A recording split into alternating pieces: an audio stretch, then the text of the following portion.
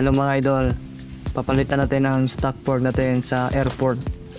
Gusto ko naman mag-try ng magaan sa aking pagbabike. Magaan siya mga idol kasi alloy made siya, habang yung stock fork ko ay metal pa yun. Ito ang pinili ko mga idol, Bolani Airport. Mamarahin lang at di naman ako stuntman na tumatalon. Casual ride lang. May nakikita kasi akong video na mapuputol ito, kaya testing natin mamaya sa mabato ko madidisgrasya ba ko. By the way, mga idol, nabili ko siya sa halagang 3,500 pesos kasama na yung shipping fee to Visayas. Meron itong remote lock at ang travel ito ay 100mm. Pang 26ER ang binili ko mga idol.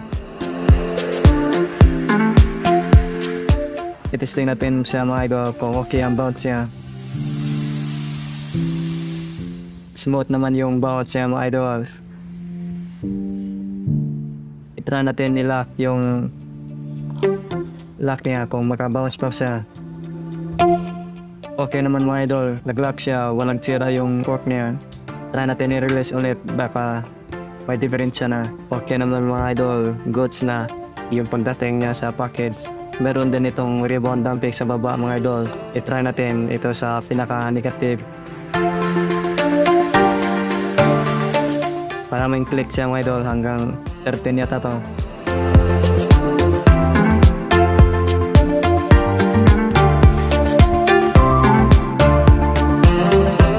Humihina yung pagbalik niya mga idol pag nasa negative.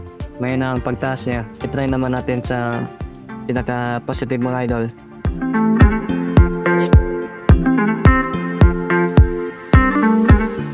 Sa pinaka-positive na tayo. Ang bilis idol, matik na madali yung kamay ko. Okay, goods mga idol. Try natin i-install sa bike natin. Hindi muna pala tayo mag-install mga idol, kasi i-compare natin sila sa stock fork ko. Coil type na to mga idol. Ito yung stock fork ko mga idol. Lalagyan natin yan ng GoPro para compare natin yan mamaya sa Bolani na port. Akyat muna tayo mga idol. Diyan tayo pupunta sa pinakataas na bukid na bundok. Iba yung ganit ko mga idol, stock fork. Inakyat natin yan. Relax muna kayo mga idol. Malapit na ako sa tok-tok mga idol. Nasa taas na ako mga idol. Pupunta pa tayo dyan, taas. Testing na natin yung stock fork natin. Uphill test.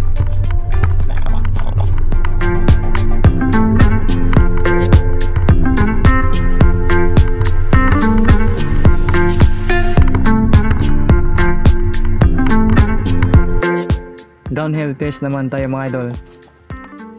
Bababa tayo hanggang ka-level na tayo ng ocean.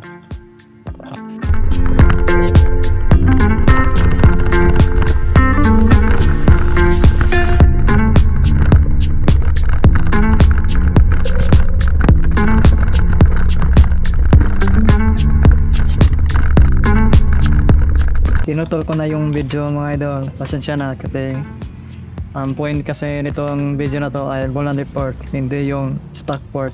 By the way, ito na yung result ng pagbaba ko. Wala namang sira. Kaya install na natin tong Bolani Airport. Unboxing na natin ulit. Unahin muna natin itanggal yung brake. Tapos ay yung stem naman at handlebar. Ilusin na itong nasa taas. May kalawang na yung stock fork ko. Ilusin na natin itong bolt dito sa stem natin. Tatanggalan din natin yung mga spacer ito at yung mga cap niya at mga ball bearings. Kinamitan ko ng oil kasi yung titigas na. Dumikit na sa kalawang.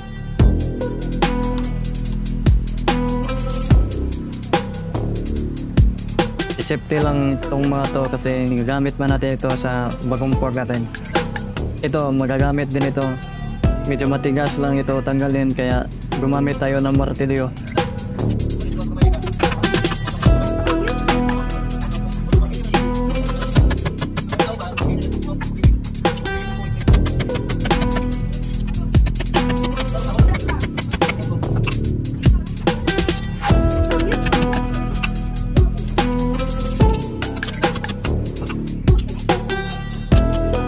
Tatanggal na natin mga idol.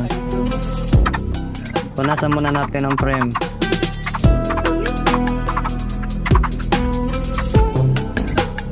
Yung natanggal natin kanina mga idol, ikabit na natin sa bagong port. Kailangan lang natin ito ng tubo para mapit siya. Pupukin mabuti para mapunta siya sa dulo.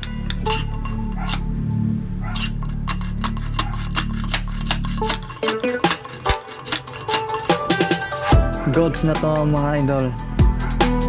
I-assemble muna natin ulit mga idol para ma-adjust natin yung tubo. Ilagay lahat ng spacer, handlebar at kahit ano pa yan, pati bearings para markahan natin yung saan ang dapat ipupoto natin. Kung goods ka na sa iyong marka, pwede mo na tanggal nito at puputulin natin.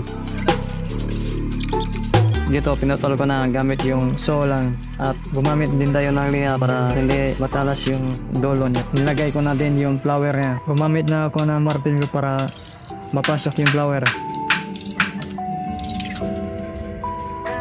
Ito na yung result ng flower niya. Dapat straight ang pagkapasok nito. Bago natin i-install yung balan na airport, i-compare muna natin ito sa timbang. Itong old port ko ay nasa timbang na 2 1/2. Ito naman yung bulan ni airport. Ang timbang nito ay 1 3/4. Nasa 750 grams ang natanggal natin mga idol. I-assemble na natin.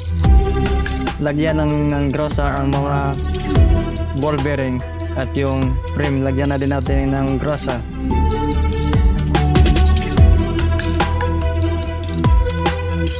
Pati yung pork lagyan na din ng grasa.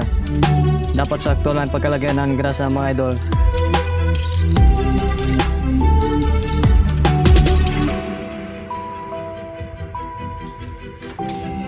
Pagkatapos natin lagay, dito naman sa taas natin lagyan ng ball bearing. Dapat may grasa din dito. Pati frame may grasa din. Pati cap, lock, spacer, lagyan na din ng grasa.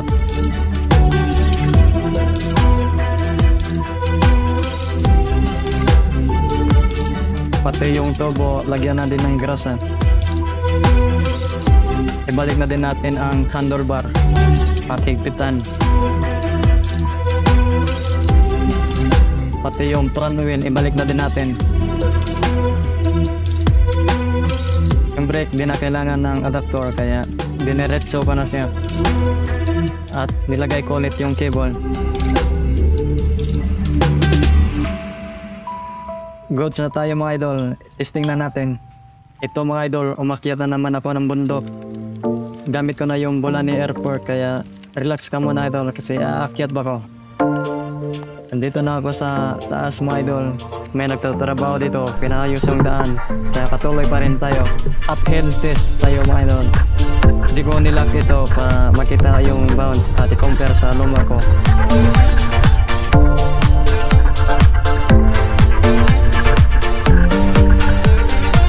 Hindi gano'ng makita yung diferensya mga idol, kaya downhill test na lang tayo. Downhill test. Medyo mataas to mga idol, kaya hindi ko na ikakat. Panoorin mo ng mga idol kung ano makita mong diferensya. Comment down below. Para sa akin, smooth na yung paggamit na sa port. Nababawas na siya compare sa luma ko, matigas. At ang gaan pa niya, hilig ko. Smooth na smooth. Dali lang ako magamit ko compare sa luma. Nahihirapan ako, nag-break pa ako palagi. Medyo mataas tong downhill na to, kaya huwag sana itong masira tulad ng nakakalat sa social media na nakaputol yung port nila gamit yung bola ni port. Sayang naman, kakabili ko lang na GG na agad. By the way mga idol, nagsarap ng bounce siya. Smooth na smooth talaga at magaan pa. Lalo na pag malaki yung bato yung natamaan, ipabawas lang niya. Hindi mo mapipili yung tigas sa kamay. Hindi pa tayo nakagitna sa downhill natin. Medyo malayo pa tayo sa dagat. Sana di maputol to. May kunting uphill to. iakyat na natin yun. Tapos magdadaon nila na to hanggang tuloy-tuloy na to pababa. Pasensya na sa angle ng camera sa old Ford ko, medyo hindi pa naigpitan. Hindi mo na ako magsasalita mga idol, kaya enjoy the video lang at observeran kung worth it ba tong Ford na to o hindi.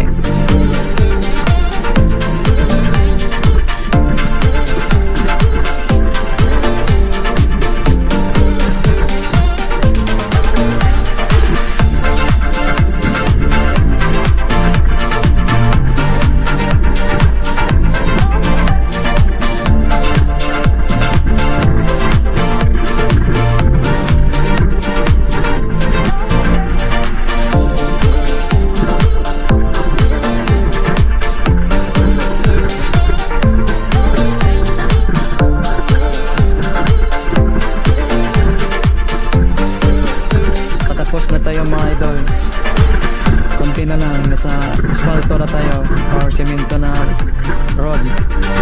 Iti-check lang natin kung ayos pa yung port, kasi yung stock port ko ay okay pa naman siya pagkatapos dito. Ito na yung port natin mga idol, pagkatapos natin ng mabang downhill, okay pa naman siya. Nasa 18% ang marka dito sa goma niya pagkatapos ng bounce kanina. Dito lang matatapos ang video natin mga idol. Maraming salamat sa panonood.